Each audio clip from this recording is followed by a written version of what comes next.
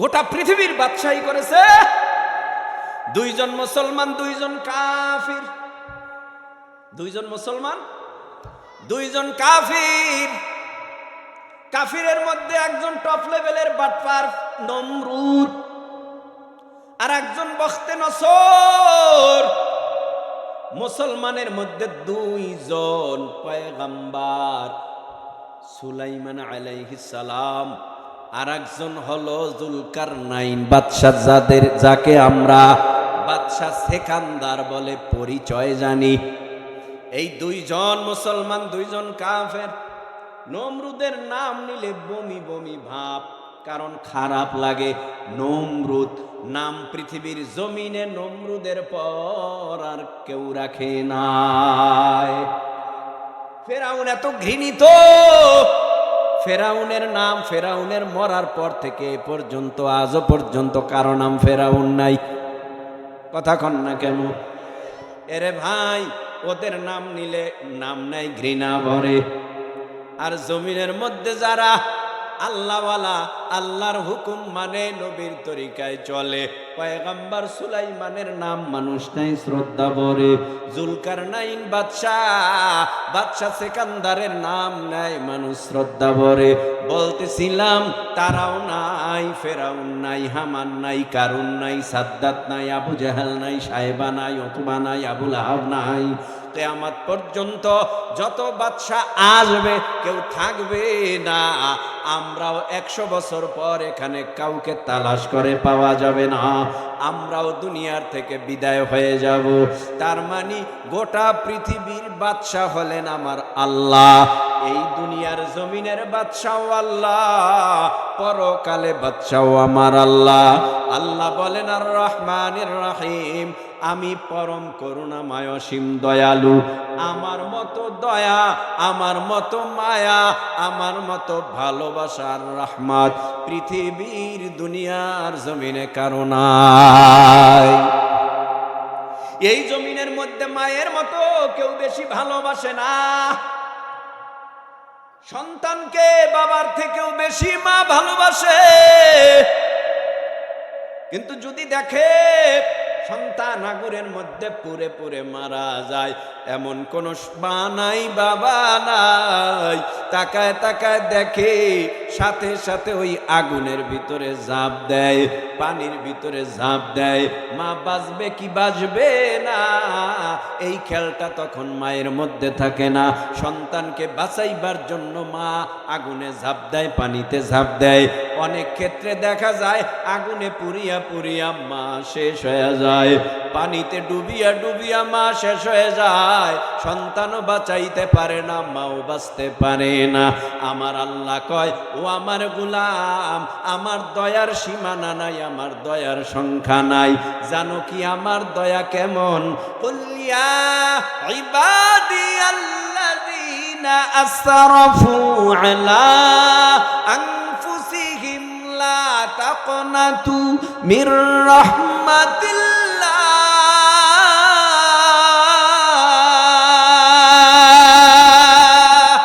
ইন্নাল্লাহা ইয়াগফিরুয যুনুবা জামিআ, ইন্নাহু হুয়াল গফুরুর রহিম।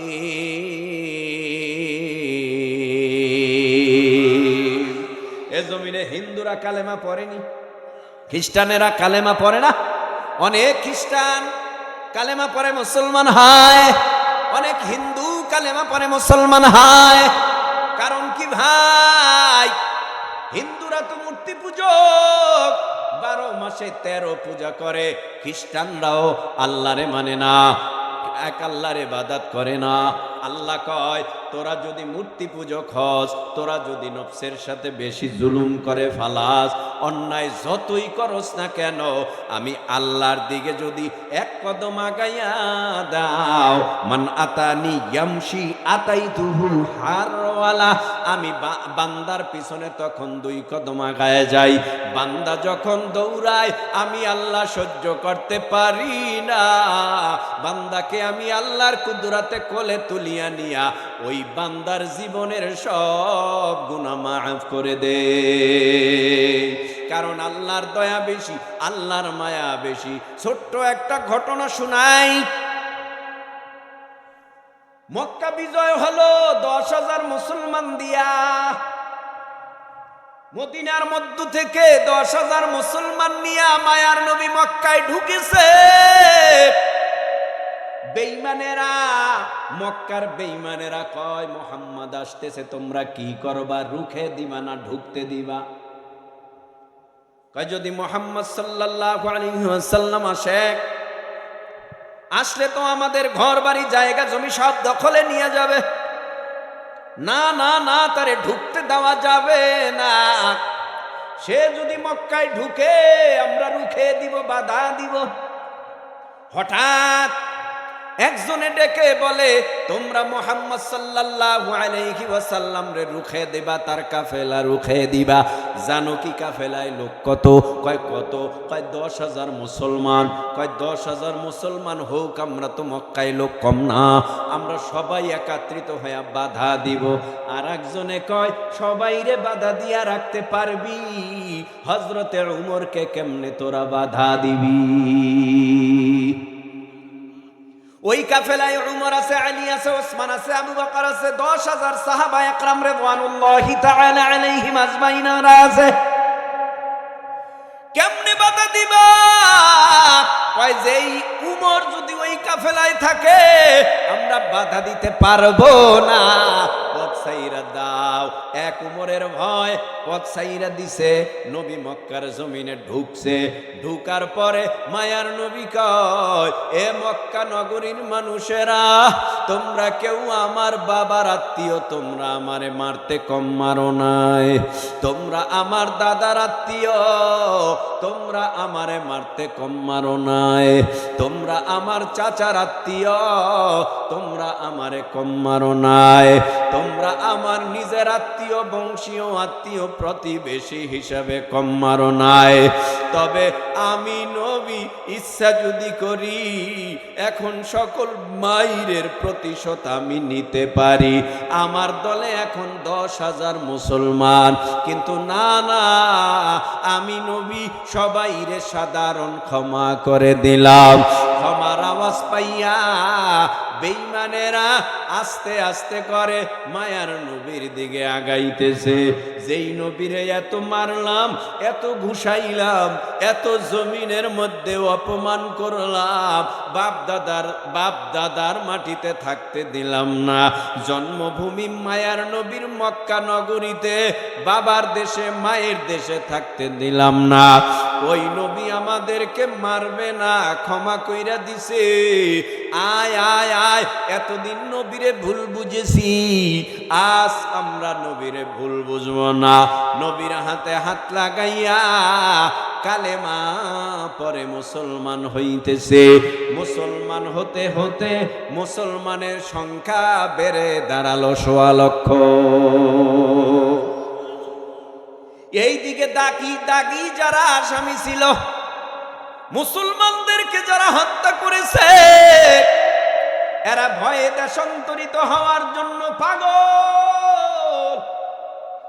একজন দাগি আসামি ছিল আবু জাহালের সন্তান আকরামা অথবা একরামা। এই একরামা নদীর কিনারায় গেছে, মুসলমানের কাফেলা মক্কায় ঢুকছে। এই খবর পাইয়া চিন্তা করে, না, মুসলমানের হাতের তলোয়ারের আঘাত থেকে বাঁচতে পারবো না। কত মুসলমান জবাই করলাম, কত মুসলমান খুন করলাম, কত মুসলমানের রক্ত ঝরাইলাম, আমাকে রাখবে না। এই দাগি আসামি কি করবে? দৌড়াইয়া নদীর পারে গেছে। নদী পার হইয়া দেশান্তরিত হবে। নৌকার মাঝিকে ডেকে বলে, ও মাঝি ভাই, আমারে পারবা এই পার থেকে ওই পার পার করে দিতে? বলে, হ্যাঁ পারবো, কিন্তু আমার জানতে ইচ্ছে হয় তুমি কেন যাইবা। কয় আমি যাইব কেন? শোনো, এই মক্কার নগরীতে মুসলমানের নেতা চলে আসছে, মুসলমানের সংখ্যা বেড়ে গেছে। উমর আলী ওসমান 10,000 সাহাবা একরামের কাফেলা, আমি তাদের হাত থেকে বাঁচতে পারবো না। তাই আমি মক্কায় থাকতে চাই না, দেশান্তরিত হতে চাই, তুমি আমাকে পার করে দাও। মাঝি কালেমাওয়ালা মুসলমান, আল্লাহর বন্ধু নবীর উম্মত, আল্লাহর এই বন্ধু নবীর উম্মত মাঝি ডাক দিয়া বলে, ও একরামা, তুমি মক্কা ছাইরা তুমি দেশান্তরিত হইবা? নবী তো মক্কায় ঢুইকা সবাইরে সাধারণ ক্ষমা করে দিছে, তুমিও যাও নবীর কাছে যাইয়া কালেমা পরে মুসলমান হাও। কয় না না, আমার ভয় লাগে মেরে ফেলবে, তোমার বেশি কথা আমার ভালো লাগে না, তুমি পারলে ওপার পার করে দিবা, না পারলে আমি অন্য নৌকা দেখবো, তুমি পারবানি? কয় হ্যাঁ চলো। এবার নৌকায় উঠলো। নৌকাটায় ওঠার সময় আকাশে কোনো মেঘ নাই, বিজলিও চমকায় না, বৃষ্টি নাই, তরঙ্গ নাই। নৌকায় ওঠার পর হঠাৎ করিয়া নৌকাটা নদীর মাঝখানে চলে গেল, আকাশটা মেঘাচ্ছন্ন হয়ে গেল, বিজলি চমকাইতেছে, বাতাস, নদীর পানির ভিতরে ঢেউ শুরু হয়ে গেছে, এত বড় বড় উঁচু উঁচু ঢেউ আসে, বাঁচার কোনো লক্ষণ নাই। কিন্তু এই আবু জাহালের সন্তান কান্নার আওয়াজ দিয়া, উনি যেই মালিকের ইবাদত করত, ওই খোদার নাম ধরে ডাকে, লাত আমারে বাঁচাও, উজ্জা আমারে বাঁচাও, মানাত আমারে বাঁচাও। হে যুব সমাজ মুরব্বী বাবা, একটু জিহ্বা নাড়ায় বলেন, লাতের কাছে কোনো ক্ষমতা আছে? উজ্জার কাছে ক্ষমতা আছে? মানাতের কাছে ক্ষমতা আছে? ক্ষমতা যার কাছে আছে তার নাম কি? আল্লাহ পাক রব্বুল আলামিন রে ডাকে না, কারণ তার সাথে বন্ধুত্ব নাই, আল্লাহর সাথে সম্পর্ক নাই, আল্লাহর সাথে ভালোবাসা নাই, তাই তো আল্লাহরে ডাকে না, তাই তো মায়ার নবীরে মহাব্বত করে না, বলেই তো মায়ার নবীর উসিলা দিয়া আল্লাহর কাছে ক্ষমা চায় না। মাঝি ডাক দিয়া বলে, তুমি মুখের ফেনা বের করে ফেলেছো, লাত লাত লাত লাত বলতে বলতে, উজ্জা উজ্জা উজ্জা উজ্জা বলতে বলতে, মানাত মানাত বলতে বলতে তোমার মুখে ফেনা উঠে গেছে, লাত বাঁচাইতে পারবে না, উজ্জা বাঁচাইতে পারবে না, মানাত বাঁচাইতে পারবে না, তোমাকে বাঁচাইতে পারবে একজন, তিনি হলেন মুহাম্মাদের খোদা।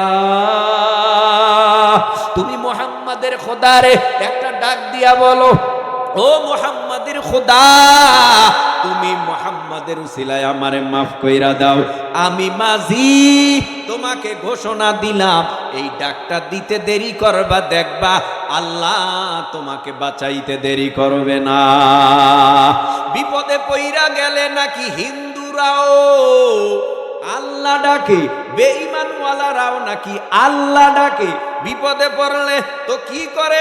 খালেস নিয়াইতে ডাক দিছে আবু জাহালের সন্তান একরামা, ডাক দিয়া কয়, ও মুহাম্মাদের আল্লাহ, ও মুহাম্মাদের খোদা, ও মুহাম্মাদের রব, ও মুহাম্মাদের রব, দেরি করিও না, মহা বিপদ, তুমি যদি না বাঁচাও আমার উপায় নাই, তুমি আমারে বাঁচাইয়া দাও। আল্লাহর কাছে আমার নবীর নাম ধরিয়া উসিলা করিয়া যখন দোয়া করছে, আমার আল্লাহ পানির তরঙ্গ ঠান্ডা করে দিছে, বাতাসটা বন্ধ করে দিছে, বিজলি আর চমকায় না, আকাশটা শান্ত করে দিছে, অন্ধকার ফর্সা হয়ে গেছে। নৌকাটা যেতে যেতে যেতে যেতে যেতে যেতে নদীর কিনারায় হাজির হয়ে গেছে। এবার মা নৌকা থেকে নাইব, দৌড়াইতেছে, মাঝিও পিছনে পিছনে দৌড়ায়, ওই তুমি কই যাও? বলে আমি যাই মুহাম্মাদের হাতে হাত লাগাইয়া কালেমা পড়ে মুসলমান হওয়ার জন্য। কেন তুমি না কিছুক্ষণ আগে দেশ ত্যাগ করে এরপরে তুমি পালাইতে চেয়েছো?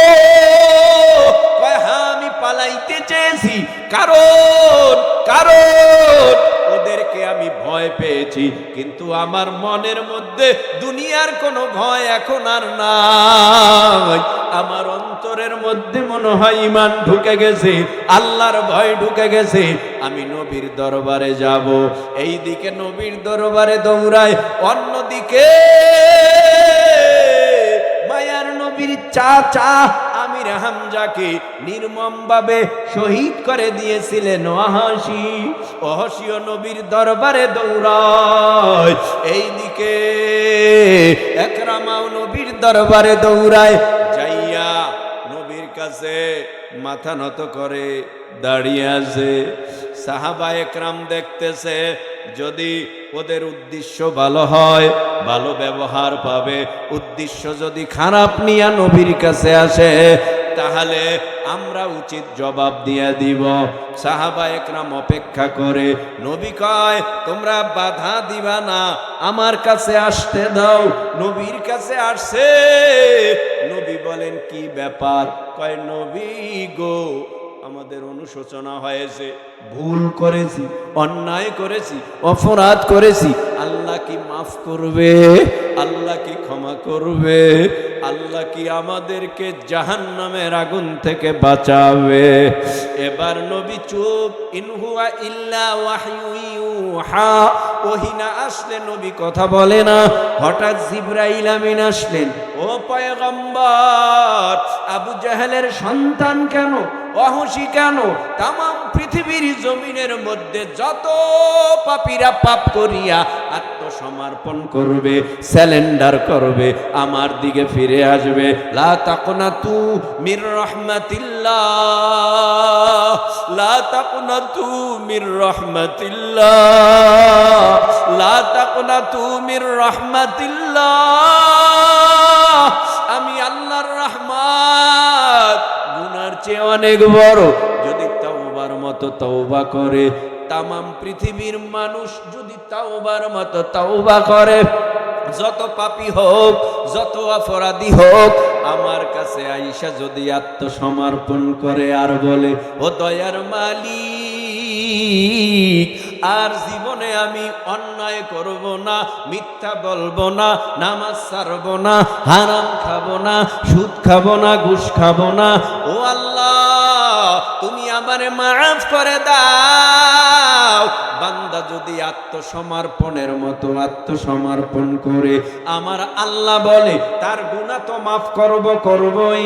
আমি আল্লাহ তার নাম জাহান্নামের খাতার থেকে কাইটা জান্নাতের খাতায় উঠাইয়া ওর গুনাহগুলো নেকের দ্বারা পরিপূর্ণ করে দে।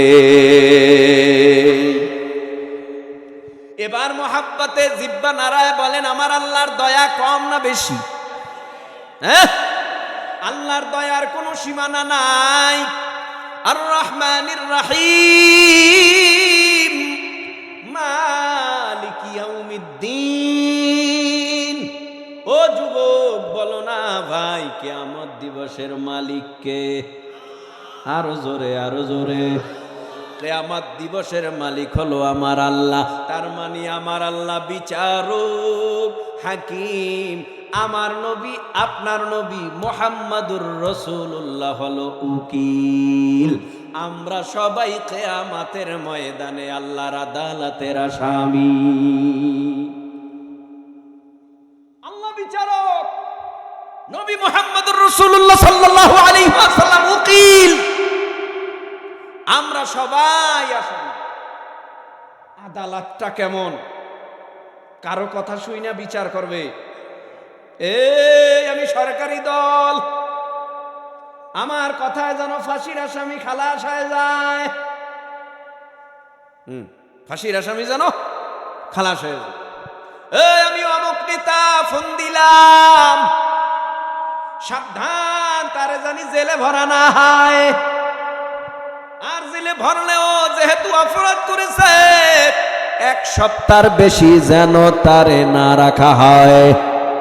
এ হলো দুনিয়ার বিচার আচার। আবার কত সালিশ মানেরা বাম পকেটে কিছু পাইলে সালিশ ঘুরা যায়, ডান পকেটে। আপনাকে এলাকায় থাকলে আমি বলছি না, আমি আমারটা বলছি, আমগো দেশে আছে, এটা শুনাইতেছি।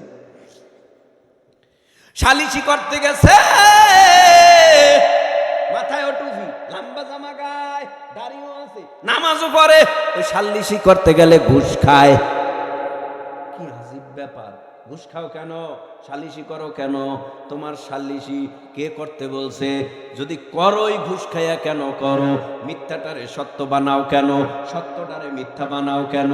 উচিত উচিত বিচার কেন আসামিরা পায় না? বুঝা গেল তুমি আসলে এই জমিনের মধ্যে পেঁচ বাজাইয়া রাখতে চাও। বারবার সালিশ করলে তোমার পকেট বেশি ভারী হয়।